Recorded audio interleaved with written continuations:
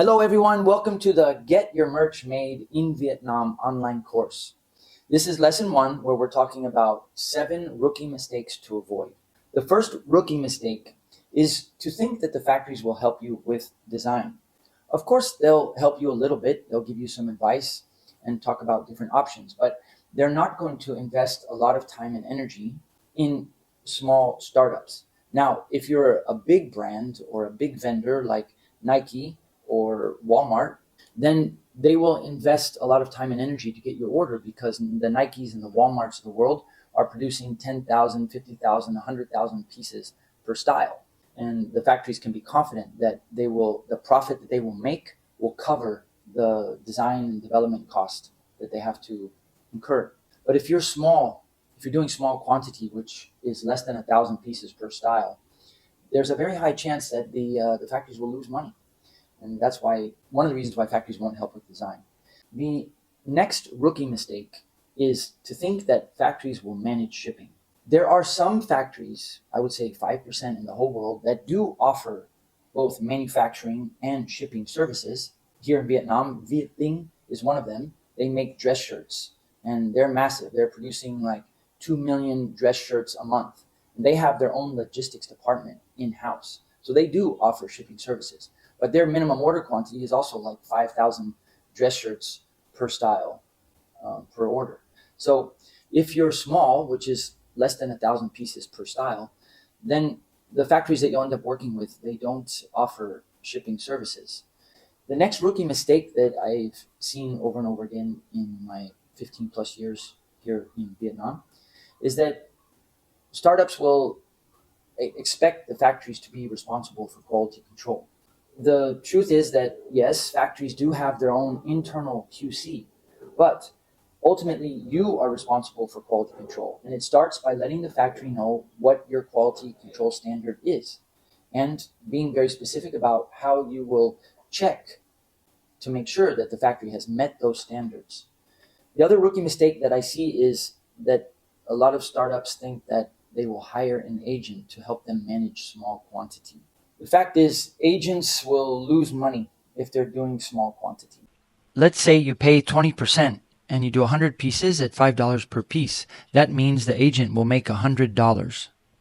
But let's look at the other example. Let's say you pay the agent 20% and you do 10,000 pieces at $5 a piece. Basically, the agent will make $3,300 from beginning to end. If you finish the whole process, development, production, quality control, and shipping, in 1 month, okay, 20% on a 10,000 piece order at $5 a piece, that's reasonable. And agents would be interested. If you're doing small quantity, either you come over to a country like China or Vietnam and you just do all the hard work yourself, or you hire what I would call a partner, not so much an agent.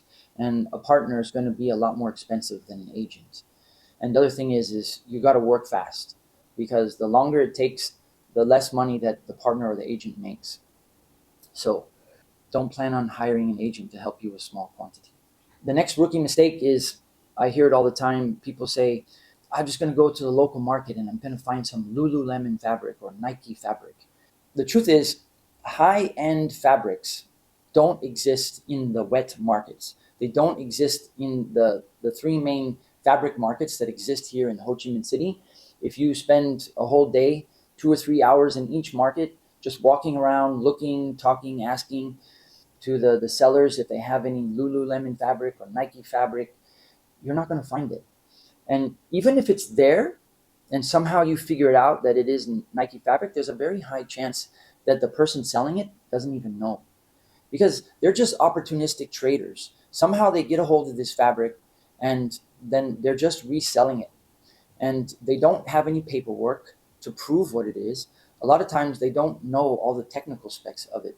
So if your business model and your plan is all based on having this amazing fabric, just like Lululemon or Nike fabric, realistically, you'll have to have it made from scratch, in which case the quantities will be much higher than what you're able to buy in the local markets. So just keep that in mind. The 6th rookie mistake that I see people making is that they think that they need a product before they go live and launch their business. And the question is, what comes first? Having customers to sell to or having a product to sell? And my advice is focus on your customers. So if you have a limited budget and you're just getting started, rather than focusing your time and energy on developing your product and getting a sample made, getting a price quote, understanding MOQs by working directly with the factories in China or Vietnam, focus your time and energy on building up a following on Instagram, TikTok, whatever social media platform you use. Because once you've got the customer base, getting things made overseas is relatively easy. The last and seventh rookie mistake that I've come up with over the last 10 years of working with many startups is a lot of people that have a dream of manufacturing in countries like Vietnam or China start off with very little capital. The truth is that if you're starting off with $2,000, $5,000, even $10,000, it's barely enough to get you out of the starting gate. And the reality is that you need more money. But how do you get more money? You get more money by pitching your idea to an investor. And the rookie mistake that I see people make is that they're just afraid, or they just, for whatever reason, they don't want to use other people's money. They want to do it with their own capital. What I'm here to tell you is that it costs a lot more than you imagine to start a brand, develop a product, get it manufactured overseas, and then sell it. The number I like to use is $100,000. And then, but not everybody has $100,000 laying around to just invest. So what do? You go to investors. And the beauty of putting aside your fears and going to an investor is that if you're lucky enough and the investor actually evaluates your business plan and all your financial projections and everything, they will give you objective advice. And that advice is gold. And if they say to you, we're not going to invest in you, and then they explain why, then you know exactly what you need to focus on. And then you go back to the drawing board, you focus on the weak points that they've pointed out to you, improve upon them, and then go back to that same investor and say, we listened to your constructive feedback, we made changes to our business plan, what do you think now? Are you ready to invest? And if they say yes, that's an amazing green light. And even if they say yes, you don't have to take their money. You just got free consulting. But if they do say yes, and now you've got $100,000 instead of $5,000, that opens up a lot of opportunities for you to outsource different disciplines that are required to make your business successful that you either don't have time or just don't have that skill set. And with $100,000, you can start, hiring freelancers to help you out. Project your expenses, then project your sales, which will give you your revenue, and then you can project what your profit will be and how long it will take you to get a positive ROI. If you do that, you'll be that much more confident and you'll be that much more well prepared to meet factories in Vietnam. Don't be a rookie, and have your design done before contacting a factory. Plan to manage your own shipping. Plan to manage your QC, or at least be the leader and let the factory know what the QC standards will be. Don't plan to work with an agent if you're doing small quantity. Accept the limitations of fabric that's available in the local market and build an audience first, and then don't be afraid to pitch to investors. Thanks for sticking around through the first lesson.